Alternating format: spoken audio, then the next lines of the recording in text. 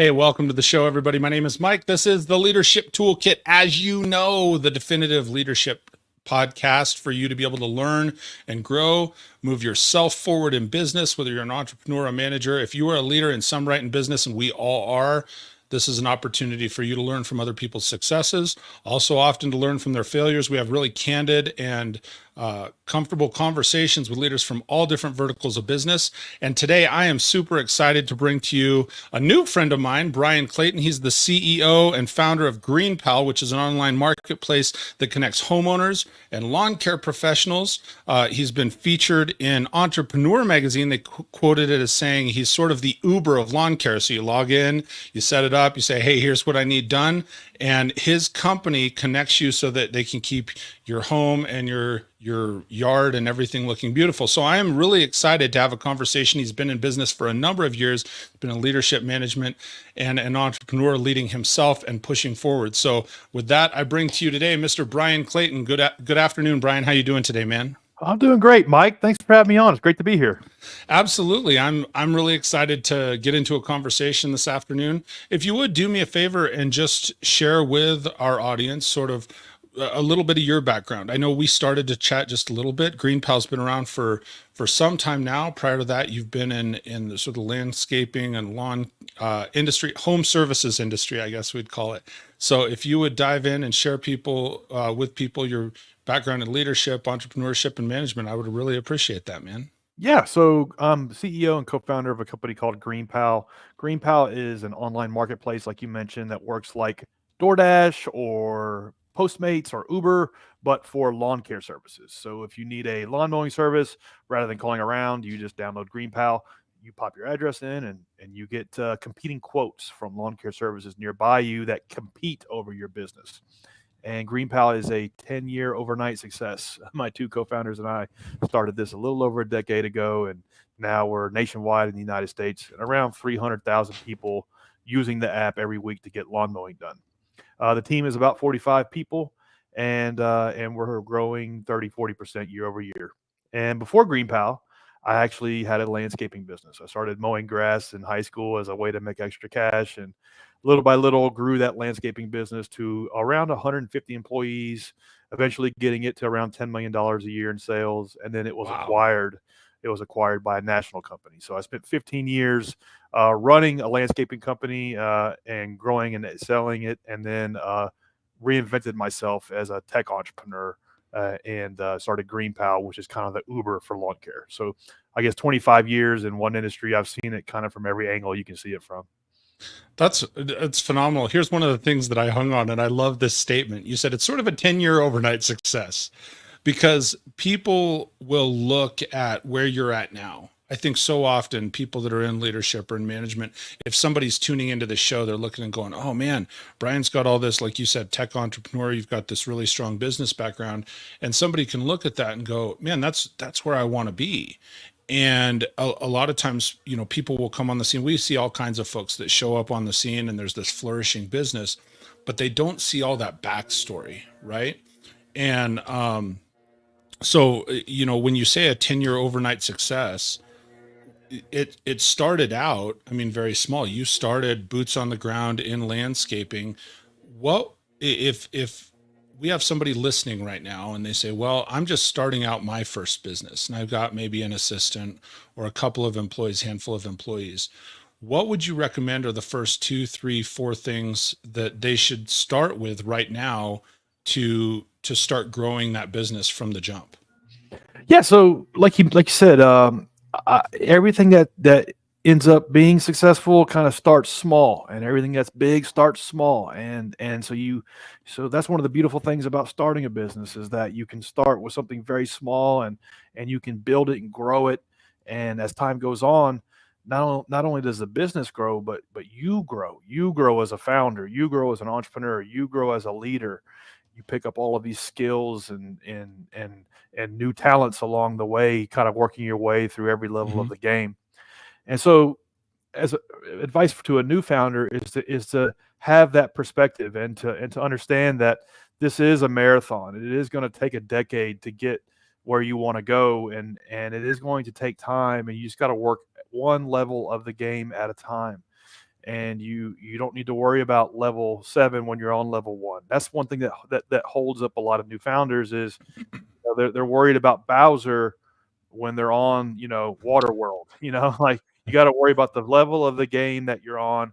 Focus all of your intensity on getting to that level. And a lot of times that comes down to sales. It comes down to management. It comes down to leadership. And a lot of times you have to look within. You have to develop yourself.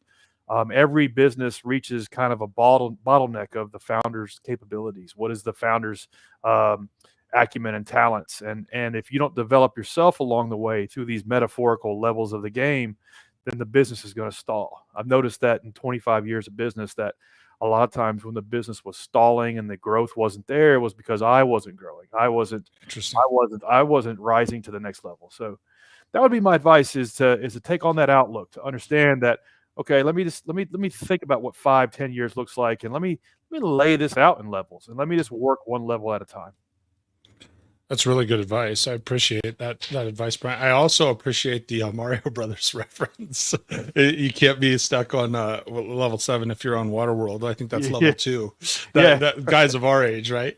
Yeah, right. Yeah, they need to remake that game with today's graphics. That would be awesome. Absolutely. And I love the fact, and for those of you that are tuned in and listening, make sure and take note of that. What I heard you say was, it's important for you as a leader, as a founder, as an entrepreneur, when you're jumping into business, to really carry that learning perspective. Be open to that learning and growth. That was one of the things you said early on in that statement. I'm curious, what are some things that you did maybe in your first year? If you think back, what are some things you did in that first year of whether it be GreenPal or whether it be your business? Because you said a lot of times business wasn't growing if you had stagnated. Yeah, so what totally. are some things you got to get out of that space, get out of your own head in a way? It's a really, really good point. You in both businesses, building my landscaping company the first time, and then starting all over again, building GreenPal, a lot of things were different, but a lot of things were the same. And the first year is all about trying to figure out how you can get to a point where you can delegate from a position of stewardship, and delegate to people that you can bring onto your team that can take care of certain roles better than you. The problem is that a lot of new founders, a lot of new business owners try to delegate too quickly, or they try to delegate before they have some sort of 80-20 acumen around what it is they're trying to delegate. So every time I've ever tried to delegate something that I didn't know how to do, it always blew up in my face. Every time I tried to delegate something that I had never done before, it always blew up in my face. And so when we started GreenPal, we tried to do that. We had this idea that an app should exist to where you can order a lawn mowing service, but we didn't know how to code. We didn't know how to build software. And I thought, well, we can just delegate that. We can get a development agency to handle that for us. And so we did that, and spent about a year and $150,000 on the first version of GreenPal. And when we launched that, it was dead on arrival. It just didn't have the features it needed. It barely worked, and we didn't have any sort of acumen to understand how to fix it. And so we were kind of like shooting in the dark. I'm trying to delegate this, but I don't know how it works. And so that's why it blew up in my face. And so I kind of had to. It was a gut check where I started to realize, okay, if we're going to be in the tech business, we're going to have to learn how to build software. And so my co-founder and I, we started, pouring over YouTube University, taking online classes, and started to teach ourselves how to build software as we rebuilt the whole website from scratch. And then we got to a point where we understood how it worked. We had built it from scratch all over again, where we could then delegate. We could then understand, okay, here's how this needs to happen, how it works, what we want you to do, how long it should take, how we measure quality, how we measure success, and not say, hey, this scares me, I don't know how this works, you handle it. You want to delegate from a standpoint of stewardship, and not one of abdication. And so the first year is kind of figuring that out. What are the skills I've got to acquire? Let me put the reps in. Let me do this stuff myself while I get the 80/20 of the 4 or 5 things I need to figure out how to do. And then I can delegate and build a team around me. Man, I think that's really good advice because and I've always said that, or I've heard that, and then I've incorporated that into my own business as well. Like, you have to be able to perform at least at like a C level or a C plus level, what you want somebody else to do. So I mean, you said it perfectly. Like, you have to know what you're looking at. Otherwise, it's really easy, especially with so much in the marketplace right now, especially when it comes to programming and websites and all this stuff. If you don't know what you're looking for, I think it's really easy to get sold a smokescreen, and it's something that's shiny and you go, oh, hey, this looks really good. And then like you're sharing, you're saying, hey, this first iteration, it didn't fly. Um, and so I think that's really wise when you're saying you need to delegate from what you know, or at least have a basic knowledge of. Yeah, I heard So this. Somebody said this the other day, and I can't remember who said it, but if you can't, whatever business you're in, if you can't build and sell solo, meaning you can't turn around the entire thing that the business is going to do at a small level solo yourself, then you're cooked day one. Because you're not going to be able to build your way out of this, and you're not going to be able to build a team around you to execute on core tasks if you don't know how to do them yourself. And so a lot of times, when we're starting and running a business, we're doing three things at once. We're working in the business, we're trying to hold it together and make sure that customers are getting taken care of. And then sure. the second thing is we're working on the business. We're building the systems, processes, the routines. And then the third thing is we're working on ourself. What are the skills I gotta learn? Is it design? Is it copywriting? Is it coding? You're always doing all three, and especially in the early days. No, that's really good. So let me ask you, especially in the early days, and actually comparison between the early days and now, because one of the things that keeps us successful is not staying complacent, right? So in the early days, what are some things that you did? And I mean, you said you poured over YouTube University and learned how to do the coding when it got into this. What are one or two other things that you did that you were deliberate about to be able to grow yourself? Yeah. So some of the things that I was very intentional about was m- forcing myself to speak to my customers for a minimal amount of time per day, 4 or 5 hours a day, where I was, if the phone wasn't ringing, the live chat didn't have somebody there that needed help, I would proactively reach out to a customer, because that customer feedback, I was looking at it as like free coaching and free R&D, because ultimately that was who was going to decide our success or our failure. They were going to determine if this thing was going to work or not. Because when we were building GreenPal, we were really building something brand new from scratch that did not exist. We didn't really know how it needed to be built for both Sure. sides of the transaction, for lawn care services that use it and for consumers that use it. And so that customer user feedback was really free R&D, and that was something that I was really intentional about and almost paranoid about, that I needed to put time in every day for that, and still do to this day. Even though we have around 300,000 people using the platform, I still do at least 1 hour a day of customer support. That way, I'm never at like a loss for what the customer is wanting and what the customer is upset about, because ultimately that's who decides if we're going to succeed or not. I no, I think that's really great. And one of the things that I find interesting, and moving into a leadership perspective, and I always encourage people, take notes when you're tuned in and listening to this podcast, or if you're watching it maybe on YouTube. Always make sure and take notes and write down what it is that stands out. And one of the things that stood out to me and what you just said, Brian, is like, we have to be able to listen. You have to be able to listen and be receptive to feedback. And for like your position, I think it's really unique that you're like, I'm a CEO and co-founder of a company, and you're still boots on the ground, being deliberate in hearing feedback from the people that are utilizing your product. I'm going to transcend that over to leadership too. When you're in, whatever leadership role or management role, I think it's important, because then you have, the reality is you have two customers, don't you? You have the customer that's consuming the product, but also I've always heard it said that the people that work for you are your customer. You have to manage their expectations and take their feedback as well. And so I think that's super valuable that you share that.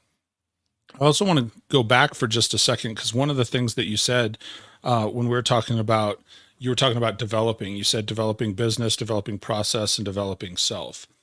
If somebody's looking at developing processes, because I've gone through that even recently, where do you start and how do you know what is the right process versus now we're going to scrap this?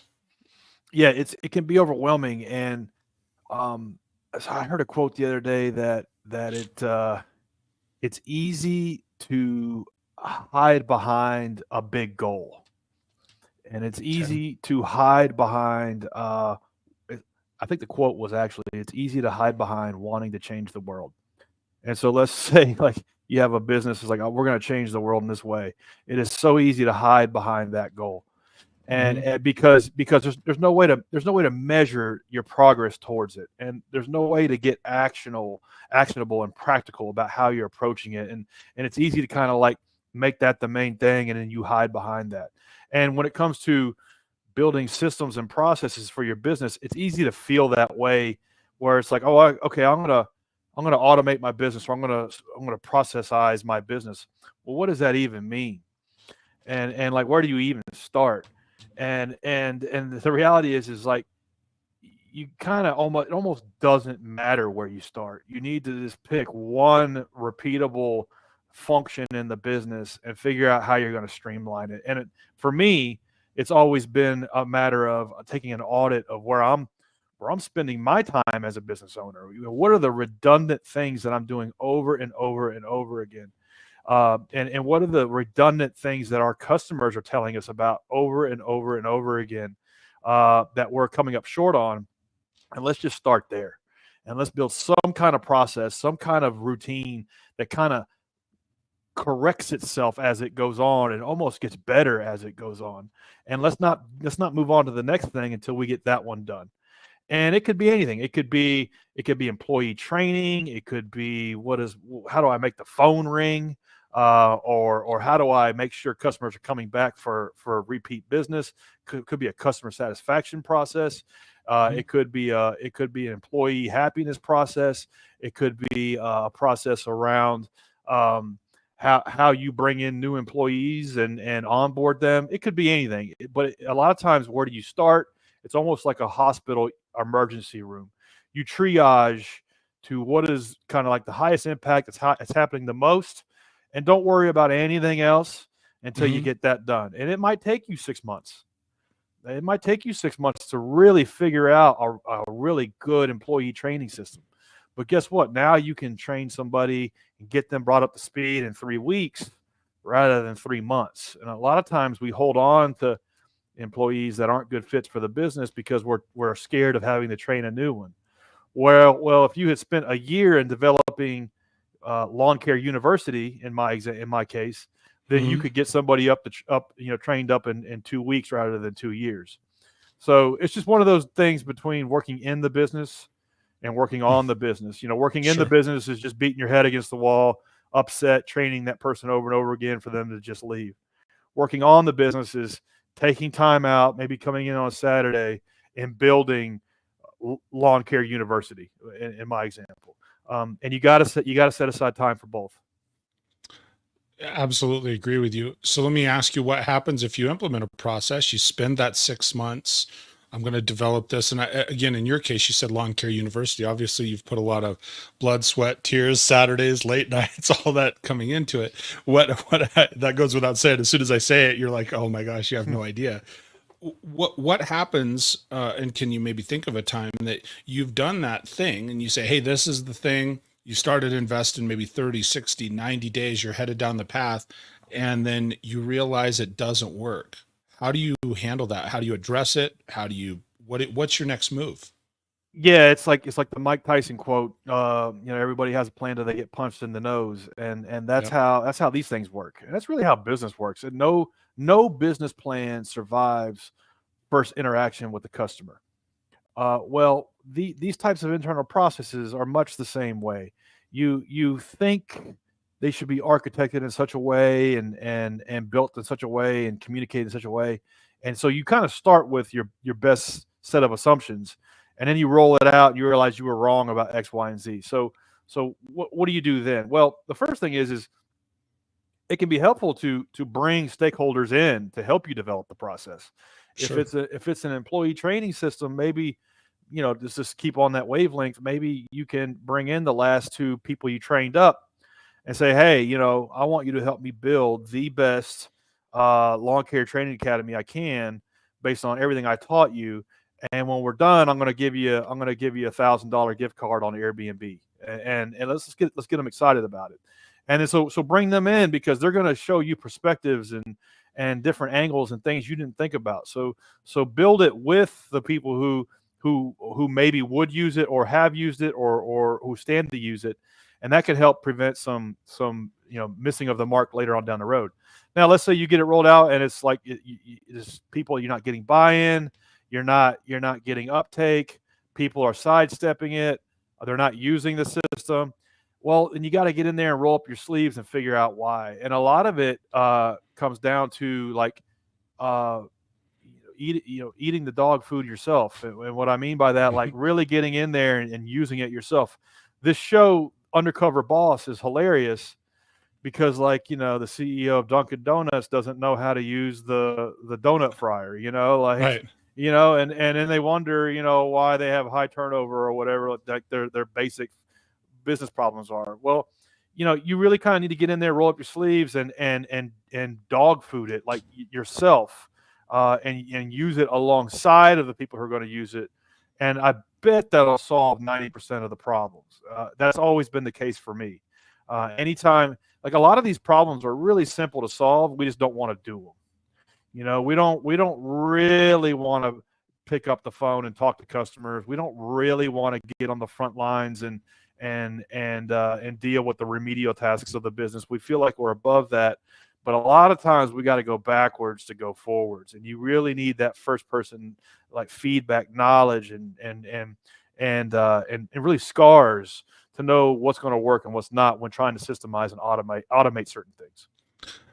I've never heard the analogy, you got to dog food it, right? You got to get in there and eat it. So I like the analogy. That might be one I adopt.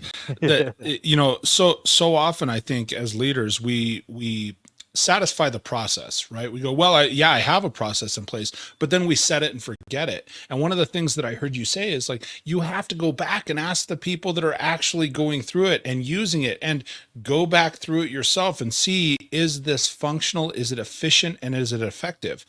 And then, we can't take, I don't think anybody as a leader, as an entrepreneur, as a manager, anytime you're in business, if you're quote unquote setting and forgetting it, so will everybody else. Yeah. Right. Forget it. And so it's more forget it. It's more forget it and less set it. yeah, right. And then one of the other things that I thought was just brilliant, and it's, I really try to listen hard. I learned so much from my guests, Bryan, when I'm sitting talking, and there's some of these little tidbits of information. One of the things that and I don't remember the specific comment, but I jotted this down, was you asked why. So like you're asking the people that are using it, why does it work, or why doesn't it work? Or if somebody's not using it, that was one of the things you said. It was, if they're not using it, ask why they're not using it. And then we have to be willing to be humble and vulnerable enough to say, well, hey, if it's not working, I'm going to go ahead and change it and shift and make something new and improve on it and make it better. Right? Totally. And it could be that your new system or process is actually making things more difficult and making it harder for them to get their job done. And if that's the case, you got to understand that, and you have to figure out what needs to be fixed about it. At the end of the day, your systems should make your employees' lives easier too. They should want to engage and use them because it keeps them on track. It keeps them accountable. It keeps them from having to redo things.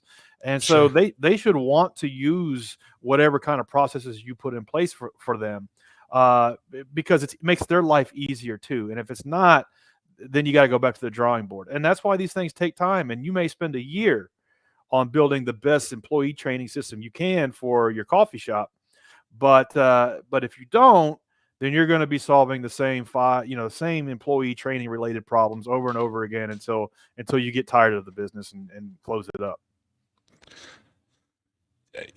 No, 100%, 100% agree with everything that you're saying. So I'm curious, as I'm sitting here and listening to you speak, what would you say? Because we talked about, so those are some of the things that you did when you got into business, and you've developed these ideas and these processes. Fast forward to, instead of a year, the first year in the business, how about the last year that you've had in business? What are some, maybe one or two of the things that you would say, hey, this stayed the same and it worked, when you're talking about like researching and making things more efficient? What are some things after you've been in business for a little bit that have changed, that stood out and you said, man, I was doing this? They either had to change for one of two reasons. Let me frame this question: either because you did realize it wasn't working and so you've changed it in the last year or two, or two, uh, it's just the evolution of business. You have a larger staff, you have a larger company, and something had to change because you're established now. Is there something that comes to mind? Yeah. So one thing that didn't change is kind of like you think, at least myself in business, that if you can make this one key hire, if you solve this set of problems that customers are dealing with, if you can solve this other problem that's really hard, then you're kind of like done for a while. And then you think, like, if I can just get this done, if I can just figure that out, then I'll be good.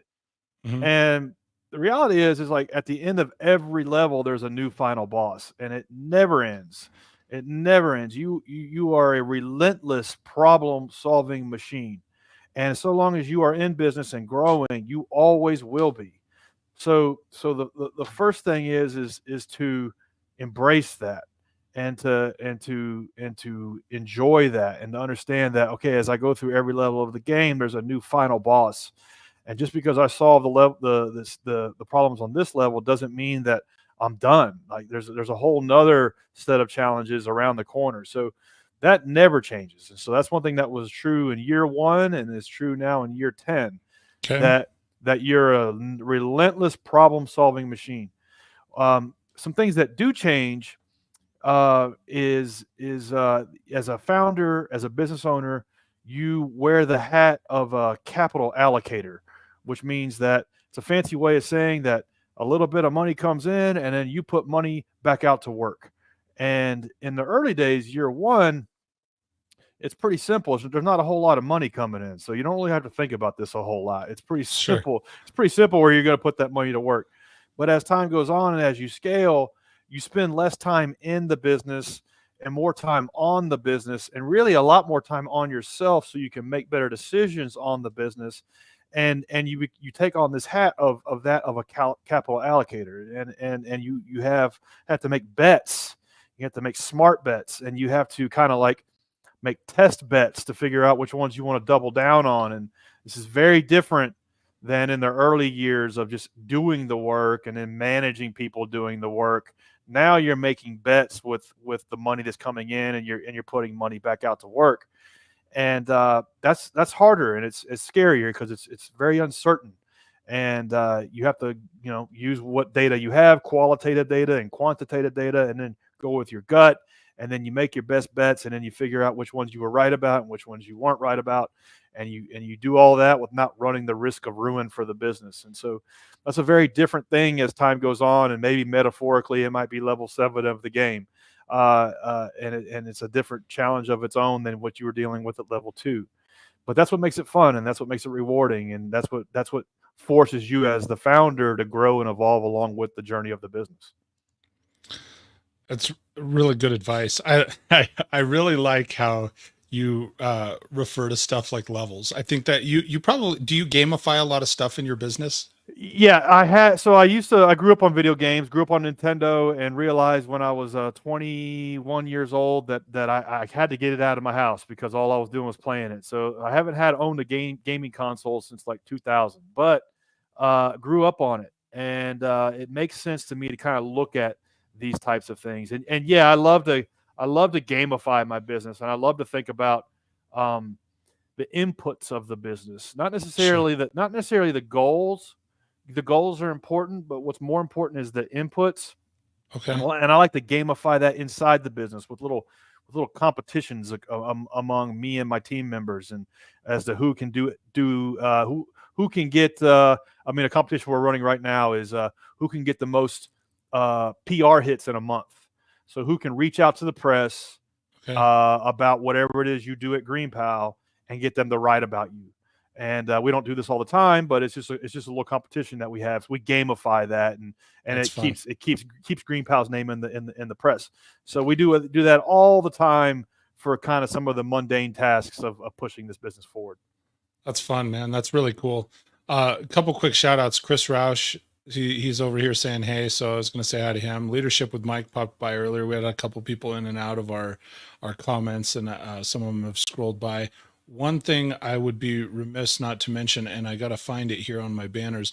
Oh, and make sure I've had on the screen here a couple times. If you are tuned in and either listening to the podcast later, if you're watching live now, make sure and check out Bryan's business. It's GreenPal, GreenPal.com. It is like the Uber of lawn care. So if you have anything that you need done in your yard, front and back, and being absolutely straightforward, I'm going to do that after our conversation. Nice. Because it's that time of year, and I'm so busy, man. My lawn is rough, so it's little plug right there. I'm going to go download it after this for sure. Boy, did we build an app for you. Yeah, so I'm going to check that out. Also, if you want to connect with Bryan, he's on LinkedIn. I think it's best if you just go to LinkedIn and search Bryan Clayton. It's BryanClayton, and then he has a whole bunch of numbers after his name. If I were to share the link, if you're watching this, you'll see the link and you can jot that down, but you can just look him up, and he's connected with GreenPal, so you'll be able to find him there. Couple things. I love the fact that you gamify the stuff and you have that positive sort of competition, and it sounds like it's very motivating to people. And I love to talk about motivation in business because it's something that is, there are certain people that say, well, you can't motivate anybody, or you can motivate someone, and here's how you have to do it. And there's all these different philosophies on it, right, Bryan? So I'm curious, one of the things you said just in our last little segment there is you said, hey, you're constantly growing, you're constantly moving, you're working on the business. And the moment you think you get somewhere, you said there's a new final boss, right? You got to go and level up the next level. So for you, because if people are wanting to follow in your footsteps, they're looking at Bryan and saying, man, I want to do the things that guy does, whether it's for the coffee shop or the another lawn care or home services or automotive or whatever. There's all these different places, and they say, hey, they've gotten really good advice from you. When you know there's a new final boss coming at you, and you know that there's that constant, whether we call it a grind or development and those sorts of things, how do you keep yourself motivated? Yeah, it's challenging. Yeah, building a business can be a slog, especially the first 3 or 4 years, and it can feel like a never-ending grind. So how do you get through that? And for me, when I built and sold my first company and started now my second company, I had to kind of rewire my brain a little bit. Okay. And what I did was I made a decision. I said, from this day forward, no matter what, I'm going to be working on my best idea. And that's it. That's just like the default. And whether it's working good or working well or not, I'm going to be working on my best idea. And I guess fortunately, I'm not terribly like creative because I've had one good idea in 10 years, and it's this app. You should be able to push a button and get this chore done, and Sure. you shouldn't have to deal with all the BS that goes into getting a lawn care service. And so that's kept me kind of grinding through the slow years and the hard times. Is I made that commitment to myself, and that no matter what, I was going to work as hard as I could on my best idea. And then beyond that, it's important to celebrate the small wins along the way. And so, Love that. for example, when we were first starting, we had a goal. We just wanted 100 transactions in a week, because to us that was an active indicator of if the business was working or not. Sure. Not people signing up, and not transactions like over all time, like how many actually happened in a given week, and then the next week was that number more or less, and then we would just like gauge all of our success on that. And so this goal of 100 per week, I thought would take us 2 months, and it ended up taking 2 years. But I knew that if we could get to 100, that we could get to 1,000, and then 5 and 10,000, and then 50,000 and 100,000, and now it's 300,000. And so, but when we got that 100 a week, we celebrated it like it was 1,000,000, Sure. because of what the implications would mean. That we knew we could scale that number, that we knew that compounding would eventually take hold, and so celebrating those little small wins. Celebrate your first customer, celebrate your 100th customer, celebrate these milestones, because they are important, and what you're doing is important.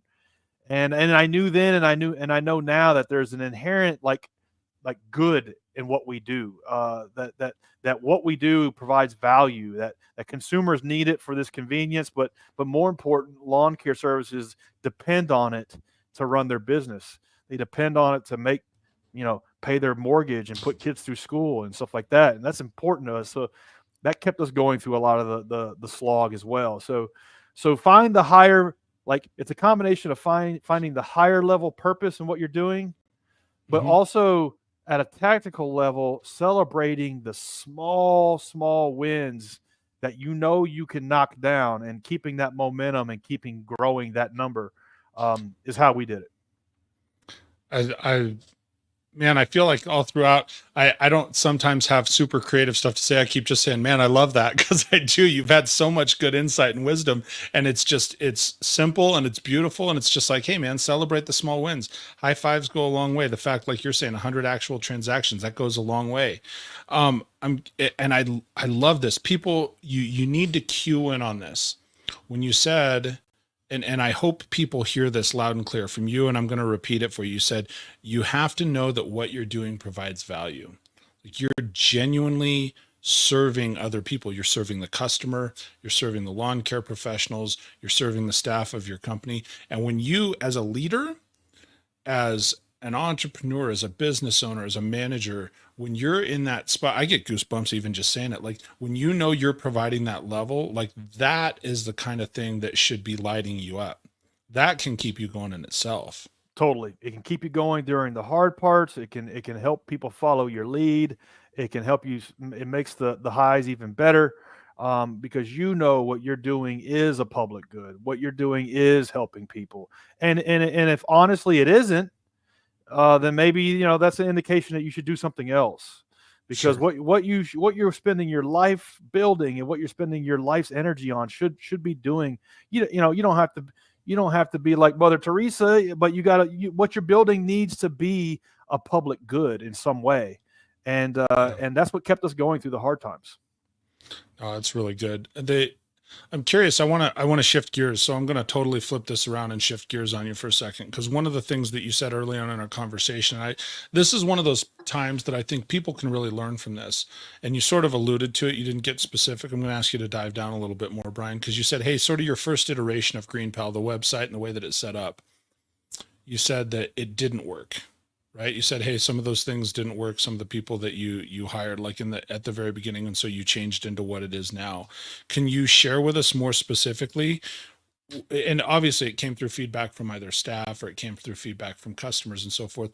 What are some of the things that you found that, hey, that didn't work for this business, and reality is it's not going to work for any business in leadership? Yeah, the first thing was, it was all built in my and my co-founders' personal kind of estimation of what it should be, and it was all built in all of our assumptions of what it should be.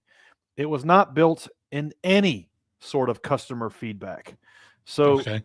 ideally, you get something very, very minimal into the marketplace, as minimally as possible, and then you start getting feedback around that thing. So let's say you want to open up a 5-star restaurant. Maybe you run a food truck for a little bit. Okay. Whatever the most minimally, what the lean startup guys call this, the minimal viable product. And you get that in the marketplace, and you start getting feedback around it, and then you can then build something that people actually want and need. Well, our first approach, because we outsourced it all and we delegated everything, was built in a kind of a waterfall approach, where it's like, okay, this is what we think it should be. Let's go build it.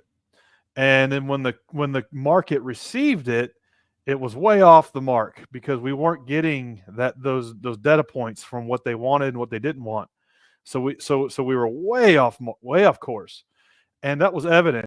It was evident, in many ways. The value proposition was off. I thought what we were supposed to be building was a system that could help deliver the cheapest way to get the grass cut.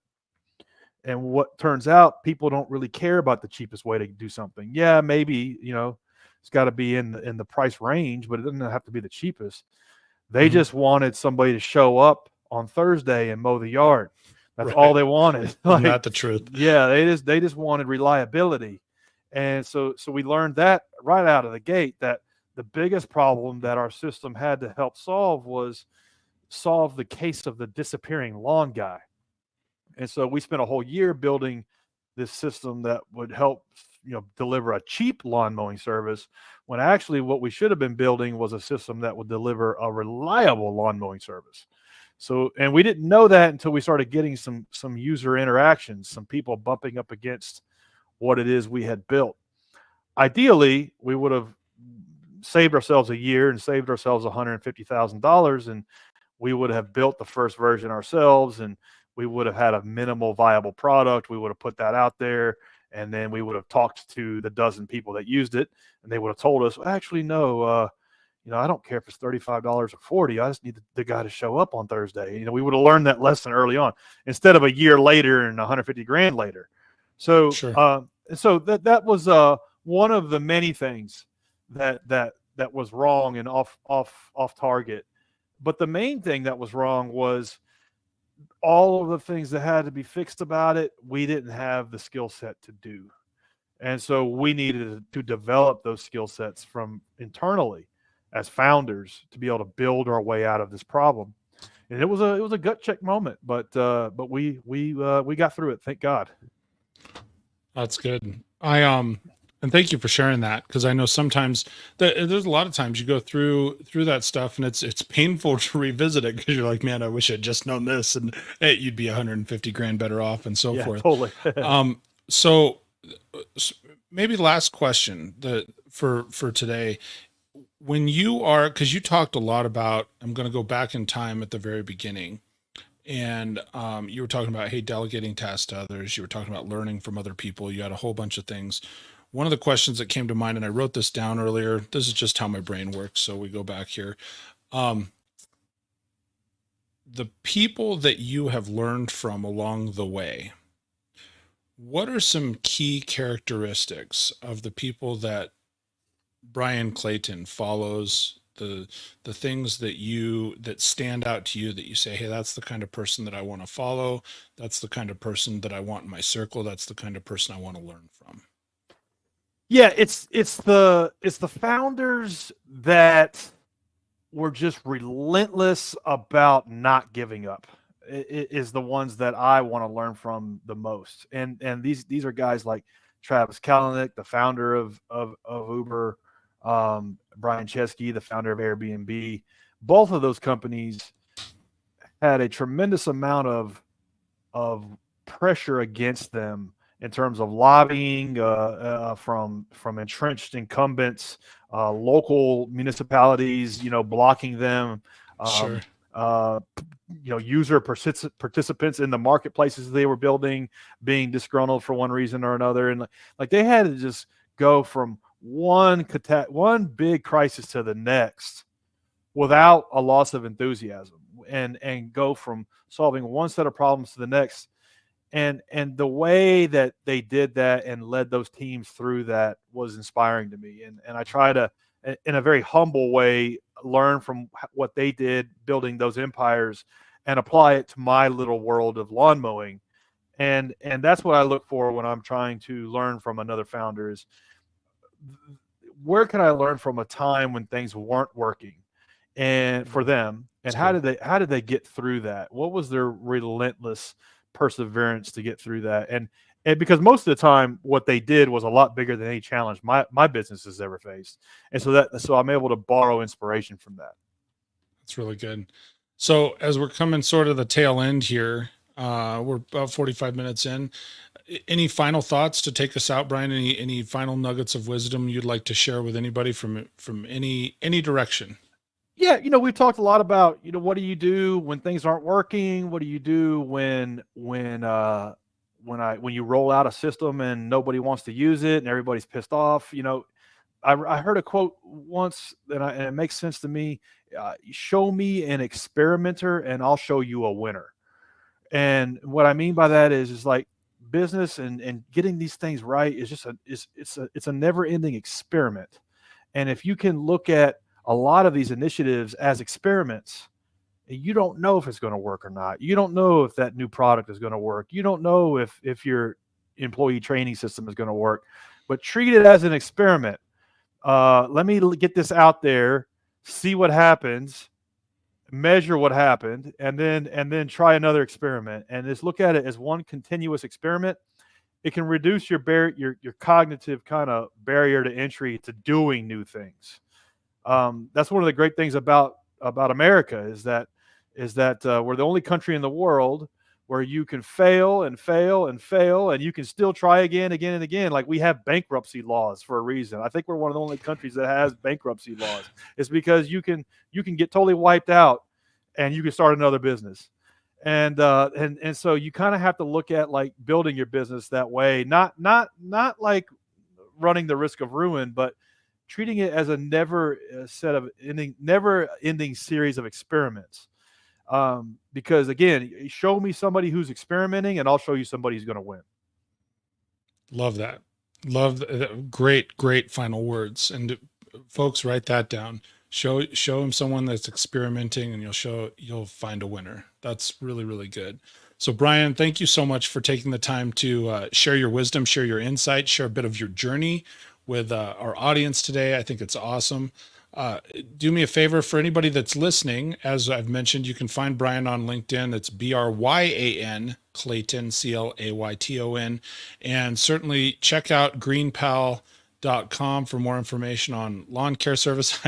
I'm really serious. I'm going to go download it right after this because I need to get it handled in my house. And I think it's fantastic. It's one of those things that God puts people in your life at the moment that you need them for a reason. And here we are having an interview on leadership. And I'm like, oh man, that's something I need. So thank you, Bryan. Well, thanks for having me on, Mike. I've enjoyed this. Absolutely. And if you would just hang out for just a minute and we'll catch up right afterwards. Okay. All right, folks, that is going to bring us to a close for another episode of the Leadership Toolkit with my new friend, Bryan Clayton. Awesome conversation. Take to heart what it is that he's sharing. I mean, I love interviewing people that are in Bryan's position because he's experimented. He's taken the chances. He's learned. He's pressed forward. And for him to sit and share that wisdom on a lot of his wins today and some things that he's done to see some success in his business. And he also shared some things that, didn't go right. And so take that to heart and do me a favor. I genuinely hope that we've provided really great value to you. I know that there's just a lot of wisdom and insight shared in the show. If you know somebody that needs to hear this message and could gain value and learn from it, please share the show with them. Make sure and throw a thumbs up on there. Subscribe to the channel. That's what helps us grow. Share the podcast on Spotify and here on YouTube. And like I said, share it with somebody that this will help them grow and move forward in their business and in their life. So thank you for tuning in and joining me today on the Leadership Toolkit. Until next week, I'll see you at 12:05 Mountain Time. Till then, stay great. See you soon, everybody.